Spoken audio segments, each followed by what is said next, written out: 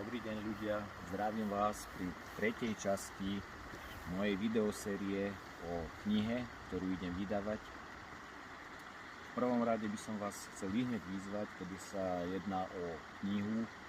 Kto z vás prečítal knihu v mladosti, či už to bolo hociaká malá knižka, Leporello alebo hocičo, stlačte, páči sa mi to. Ďalej by som teda prešiel ku knihe. Veľa ľudí sa ma aj pýtalo, prečo som sa rozhodol napísať knihu. Jedným z dôvodov je aj to, že na prelome rokov sa uskutočnil jeden prieskum na vzorke 6300 ľudí. Ľudí vo vekovej hranici od 16 do 65 rokov a tento prieskum vykázal alarmujúce čísla, čo sa týka čitateľskej gramotnosti. Tretina ľudí je na úrovni, čo sa týka čitateľskej gramotnosti 10-ročného dieťaťa. 25% ľudí nespĺňa ani základnú úroveň tejto čitateľskej gramotnosti. Jednoducho ľudia dávajú ruky preč od knihy a ja by som chcel práve tento náhľad na knihu úplne zmeniť. Ľudia by si mali uvedomiť, že kniha je poklad ľudstva.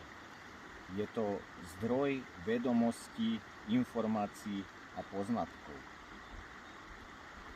Preto vás by som chcel aj ďalej teraz upozorniť, že kniha nepatrí na okraj spoločnosti. Kniha patrí ľuďom a malo by povzniesť celkovo také chápanie a vzdelanosť ďalej medzi ľuďmi a mala by byť niečo, čo dáva zmysel.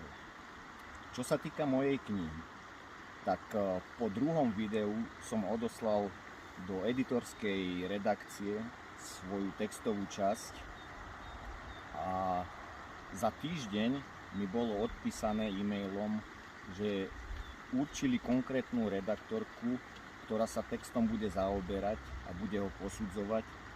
V najbližších dňoch mi príde vyjadrenie od nej, takže o ďalších krokoch potom budeme informovať, čo sa udeje, čo zmeníme a na čom sa ide ďalej pracovať.